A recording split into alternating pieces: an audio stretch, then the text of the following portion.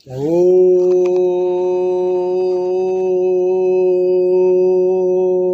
सहस्रारे कटिकारे रक्तपद्मे स्थितिं गुरुं द्विजं द्विपदं द्विनेत्रं सुहितसूर्यो सम्प्रभम् ओंकारे अहंकारे होंकारे ह्रींकारे होंकार मध्ये सोहम देवं ह्रीं रूपं धूम दुर्गे देव्यै नमः। ओम श्री गुरु सूर्य स्वरूपम हंस सोहम संज्योतिर्मयम् ओम महाविद्या श्री गुरुदेवं नमामि तम्। ओम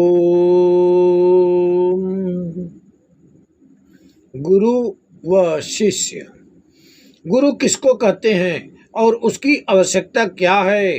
गुरु शब्द का अर्थ ग अक्षर से गतिदाता, र अक्षर से सिद्धिदाता और उ अक्षर से सबका कर्ता, अतः ईश्वर को ही एकमात्र गुरु कहा जा सकता है, क्योंकि उनके बिना जीवन को गति मुक्ति नहीं मिलती। जो गति मुक्ति का पथ प्रदर्शन करते हैं उनको भी गुरु कहा जा सकता है, और इस कारण ईश्वर में और गुरु में विशेष अंतर नहीं है। गुरु को सगुण ईश्वर भी कहा जा सकता है। कुछ लोगों की मान्यता है कि ग अक्षर से अंधकार, रु अक्षर से निवारक, अर्थात जो अज्ञान रूपी अंधकार को नष्ट कर देता है उसको गुरु कहा जा सकता है। अतः गुरु को भी मनुष्यवत नहीं समझना चाहिए। गुरु के सन्निकट रहने से अन्य किसी देवता की अर्चना नहीं करना चाहिए, और अगर किसी ने की तो वह फलीभूत नहीं होता। गुरु ही कर्ता, गुरु ही विधाता, और गुरु के संतुष्ट होने से सर्व देवता संतुष्ट होते हैं। गुरु यह दो अक्षर जिसकी जिह्वा के अग्रभाग पर रहता है, उसको शास्त्राध्ययन की कोई आवश्यकता नहीं है। ग वर्ण के उच्चारण से महापाप का नाश होता है। उ वर्ण के उच्चारण से इस जन्म का पाप नष्ट होता है, और रु वर्ण के उच्चारण से पूर्व जन्म का पाप नष्ट होता है। गुरु ही माता, पिता एवं एकमात्र गति है। शिव अगर रुष्ट हो तो गुरु रक्षा कर सकते हैं, परंतु गुरु के रुष्ट होने से किसी का उद्धार नहीं हो सकता। संसार में गुरु से श्रेष्ठ वस्तु कोई है ही नहीं। जप, तप, पूजा, अर्चना, शास्त्र, मंत्र आदि गुरु से श्रेष्ठ नहीं है।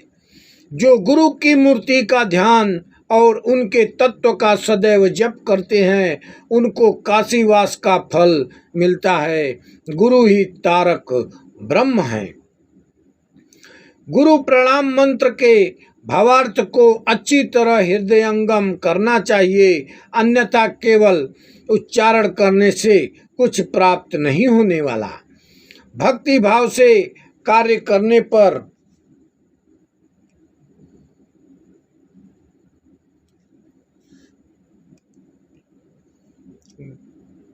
नंबर गुरुर् ब्रह्मा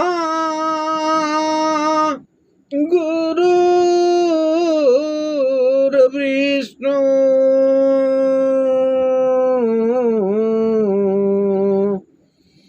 गुरुर्देवो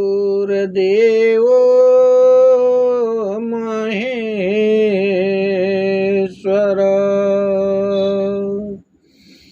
गुरुरेवा परं ब्रह्मा तस्मै श्री गुरुवे नमः।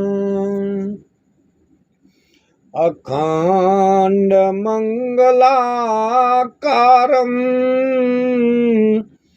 व्याप्तमयेन चराचरम्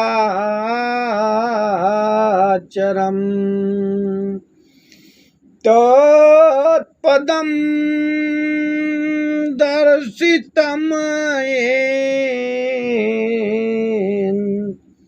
तस्मै श्री गुरुवे नमः। अज्ञानतिमिरान्धस्य ज्ञानाञ्जन शलाकया चक्षुरुन्मीलितं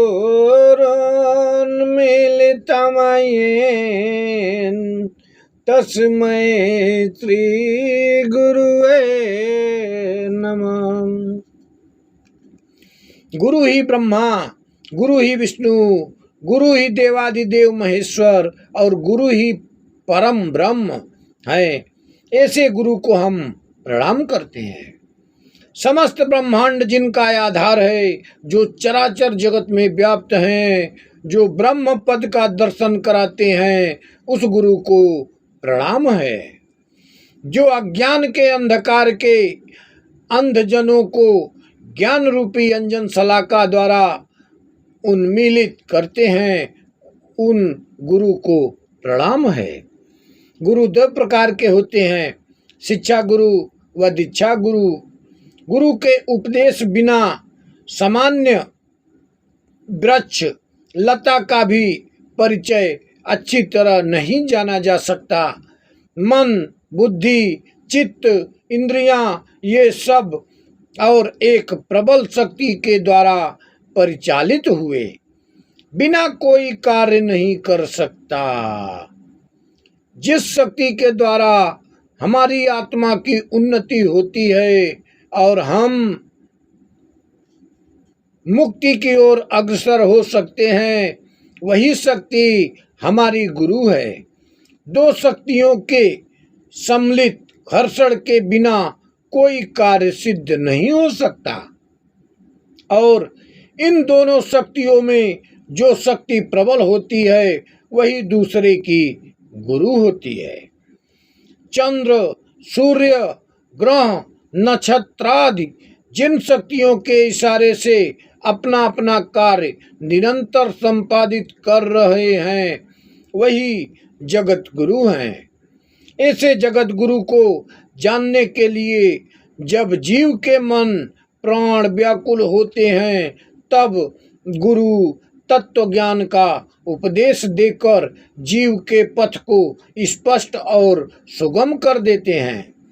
वही दीक्षा गुरु होते हैं और जगत गुरु जो माया जाल स्वरूप इस ब्रह्मांड के परमाणु से लेकर विश्व व्यापार तक वाया और अंतर के तत्व को समझाते हैं, वही शिक्षा गुरु कहलाते हैं। एक कीट से लेकर ब्रह्म तक सब कोई शिक्षा गुरु हो सकते हैं।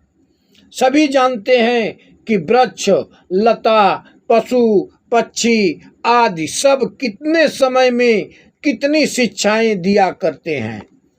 सीखने के लिए जहाँ भी जाएंगे वहीं कुछ न कुछ सीखने लायक अवश्य मिलेगा। शिक्षा के द्वारा जीव का परमात्मा का दर्शन करने में सहायता मिलती है। सूक्ष्म तत्व लाभ करने के लिए शिक्षा प्रथम सोपान है।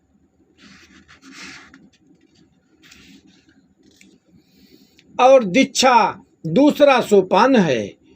शिक्षा दीक्षा के अनुकूल होनी चाहिए। विधिवत शिक्षा न होने से दीक्षा फलीभूत नहीं होती। इस कारण शिक्षा देने के लिए सुनिश्चित व दीक्षित सद्गुरु का होना आवश्यक है। जो शिक्षा तत्व व दीक्षा तत्व को पृथक समझते हैं, वे शिष्य को विशेष रूप से सुनिश्चित नहीं कर सकते। जैसे शैशव यौवन की ओर यौवन वृद्धावस्था की पूर्णावस्था होती है, वैसे ही शिक्षा दीक्षा की पूर्वावस्था होती है। दीक्षा के द्वारा संशय का नाश अर्थात ज्ञान तथा दिव्य दृष्टि होती है। दीक्षा के द्वारा जीव परमात्मा परम देवता का दर्शन कर पुनः कृतार्थ होता है। योग्य गुरु बिना शिक्षा और दीक्षा देने का अधिकारी और कोई हो ही नहीं सकता। गुरु के नाम से प्रायः लोग दीक्षा गुरु समझते हैं। गुरु की याद आने से उनको जगत से उच्च लोक का समझना चाहिए। उन्हें अपनी तरह मनुष्य समझने की गलती नहीं करनी चाहिए। उनके समकक्ष या समक्ष आसन पर बैठना या बैठने का दुस्साहस नहीं करना चाहिए। उनके वाक्य को वेद वाक्य, उनके पादोदक को अमृत, उनकी आज्ञा शिरोधार्य और उनके दर्शन से जीव का जीवन सफल होता है। गुरु अपार संसार सागर में विलक्षण कर्णधार होता है। ऐसे पावन दीक्षा गुरु के पद स्थान पर किसको वर्ण किया जाए। हमारे देश में आजकल लोग गुरुता गुरुपन का व्यवसाय करते हैं। दक्षिणा लाभ जिनका लक्ष्य होता है उन्हें किसी भी दृष्टि से सद्गुरु नहीं कहना चाहिए। कुल गुरु का त्याग कभी नहीं करना चाहिए। यह संस्कार हमारे देश में गुरुओं की दुरावस्था का मूल कारक है। 2. एक अच्छे गुरु अवश्य हो सकते हैं और उन पर लोगों की श्रद्धा भक्ति भी होती है, परंतु जो अशिक्षित, दुष्चरित्र और साधना वंचित होते हैं उनको किसी को दीक्षित करने का कोई अधिकार नहीं है। जो खुद अंधा है वह दूसरों को चक्षु उन्मीलित करने के विपरीत सलाका से शिष्य की आंखें फोड़ देंगे।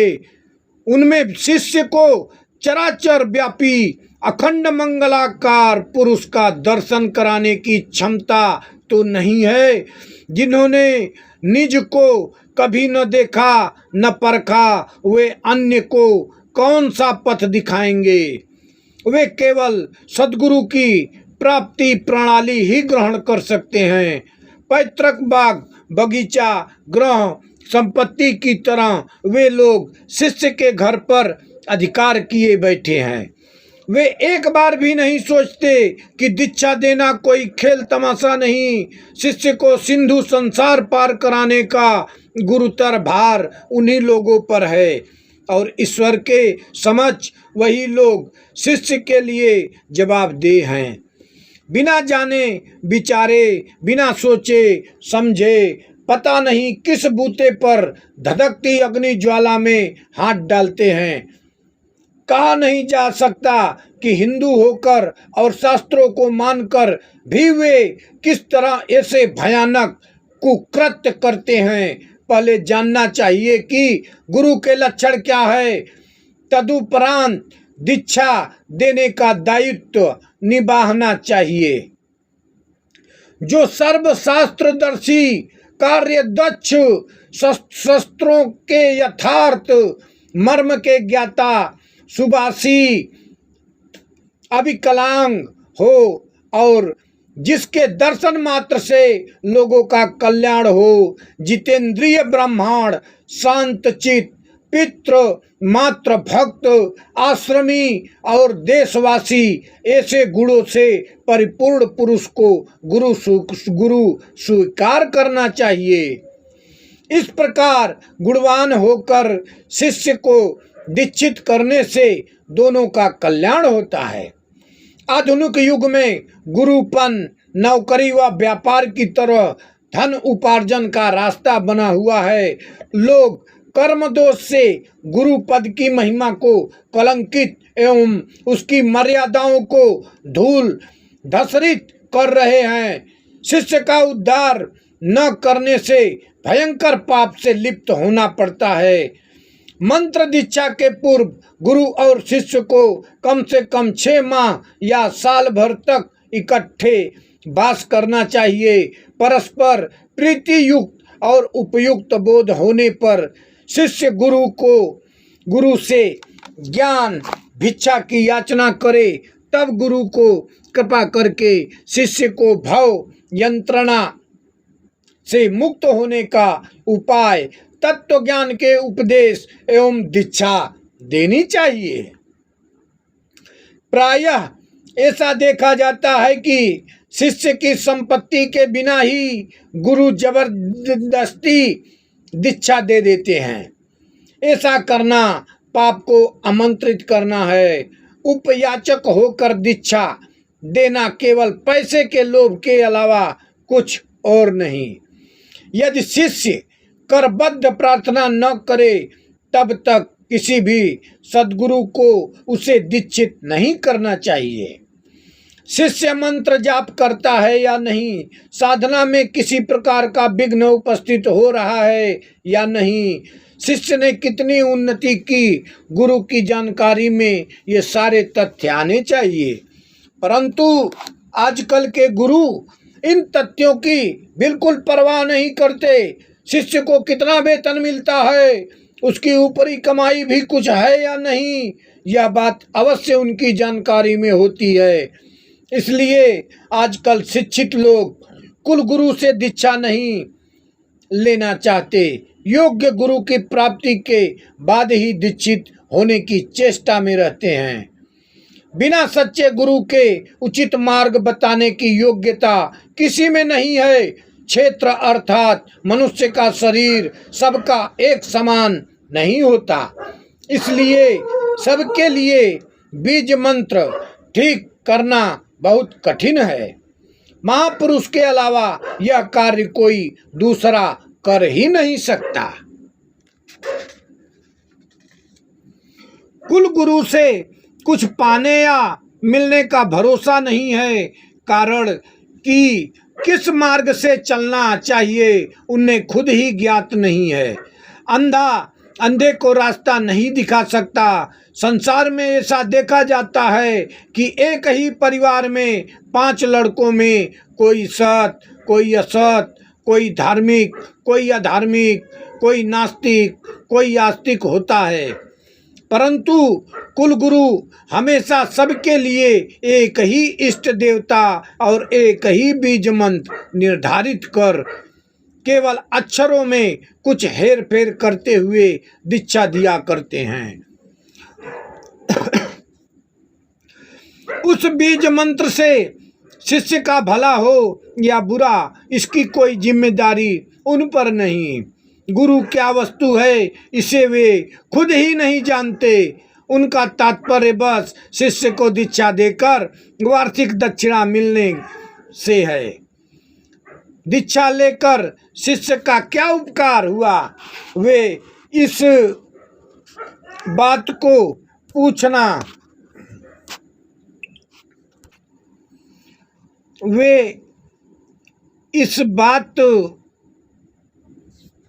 को पूछने से भी कतराते हैं। शायद शिष्य कोई प्रश्न पूछ बैठे, वे बस एक रटी रटाई भाषा बोलते हैं कि एक जन्म में धर्म का उपार्जन नहीं होता, इसके लिए जन्म जन्मांतर आवश्यक है और जन्मों जन्मों का पाप भोगना पड़ता है। जन्म में धर्म का उपार्जन नहीं होता, इसके लिए जन्म जन्मांतर आवश्यक है। पूर्व जन्म से इस बात को सुनते आए हैं कि इस जन्म में भी सुन रहे हैं, दूसरे जन्म में भी सुनेंगे। इस प्रकार जन्म व्यतीत हो रहा है और होगा, पर वह जन्म कौन सा जन्म है, यह स्पष्ट करने की दक्षता किसी में नहीं है। फिर भी लोग गुरु होने का दम भरते हैं। खराब धान या जला हुआ बीज जमीन में गाड़ने से अंकुरित नहीं होता, इसलिए बीज मंत्र ठीक करके ही दीक्षा लेना अति आवश्यक है। बिना सद्गुरु के बीज ठीक करना संभव नहीं और सद्गुरु सहज में नहीं मिलता, अतः दीक्षा लेना भी सहज काम नहीं है। समयोचित होने पर ही दीक्षा ली जानी चाहिए। संसार में उपयुक्त गुरु न मिलने से लोगों की इतनी दुर्दशा हो रही है। कई जगह अल्पवयस्क बालक एवं कई स्त्रियां भी दीक्षा दिया करती हैं। इनमें से किसी को भी ज्ञात नहीं कि दीक्षा कर्म कितना कठिन है। जो ऐसे गुरु से दीक्षित होते हैं वे नहीं जानते कि दीक्षा किस लिए ली जाती है। प्राचीन काल में अनेक योग्य शिष्य मिलते थे, इसलिए सद्गुरु भी प्राप्त होता था। भगवान से मिलने के लिए अगर सचमुच मन व्याकुल होकर रो पड़े तो निश्चित जानना चाहिए कि भगवान स्वयं सहायक बनकर सद्गुरु से मिला देंगे।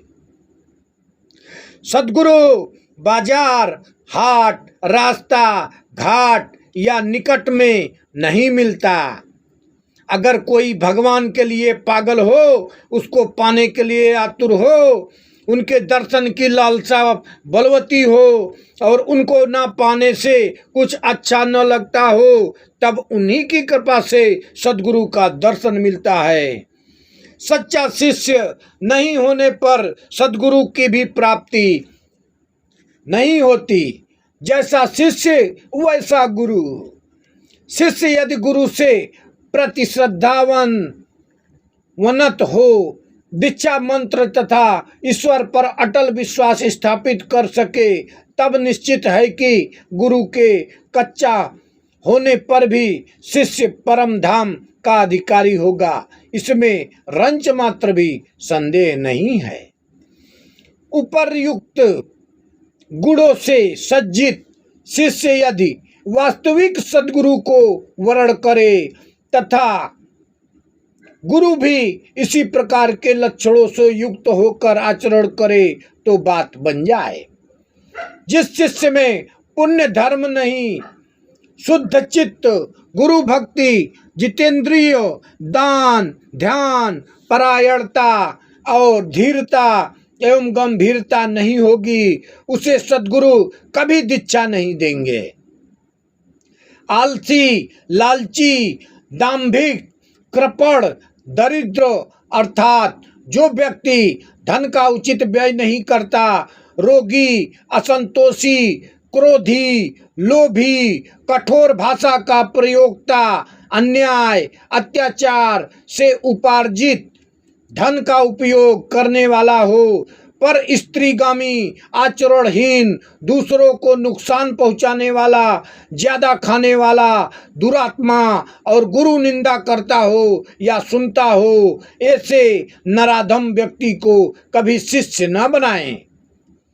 मंत्री का पाप राजा को, स्त्री का पाप पति को और शिष्य का पाप गुरु को निश्चय ही प्राप्त होता है। गुरु जब शिष्य के घर आए तो शिष्य का फर्ज है कि वह आगे बढ़कर उन्हें अपने घर ले जाए। उनके प्रत्यागमन के समय पीछे पीछे कुछ दूर तक जाए, बिना गुरु की अनुमति के उनके समक्ष आसन पर न बैठे, उनके सामने शास्त्र की व्याख्या न करे। शिष्य एवं गुरु के एक ही ग्रामवासी होने से त्रिसंध्या उनको प्रणाम करना चाहिए। गुरुग्रह अगर 2 मील के अंदर हो तो प्रतिदिन एक बार, 4 मील के भीतर हो तो प्रतिमाह 4 दिन और 8 मील या उससे अधिक दूर होने से 4 माह एक दिन जाकर अवश्यमेव प्रणाम करना चाहिए। गुरु आज्ञा का अवश्य पालन करना चाहिए। ऐसा नहीं करने से धर्म, कर्म, जप, पूजा, तप आदि विफल हो जाते हैं और शिष्य नीचगामी होता है। गुरु के साथ कभी ऋण, दान या क्रय विक्रय नहीं करना चाहिए। जो शिष्य गुरु के प्रसाद का भक्षण नहीं करता, उसको पग पग पर ठोकर लगती है। भक्ति एवं श्रद्धा पूर्वक प्रसाद खाने से उसके सब पाप नष्ट हो जाते हैं। दीक्षा लेने की इच्छा होने पर निम्न बातों का सब प्रकार से पालन करना चाहिए।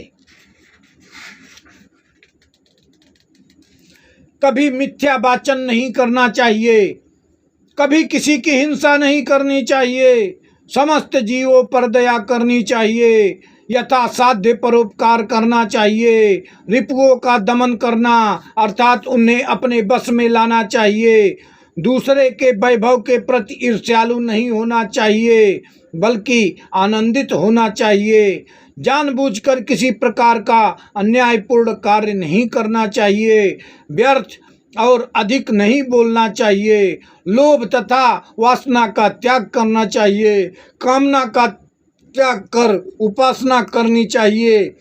सदैव सत्संग करना चाहिए। किसी भी धर्म के प्रति अश्रद्धा नहीं करनी चाहिए, क्योंकि सभी धर्म समान है। जिसका विश्वास जिस धर्म में हो उसकी उसी से मुक्ति मिलती है। भ्रमवश भी किसी का विश्वास नहीं तोड़ना चाहिए।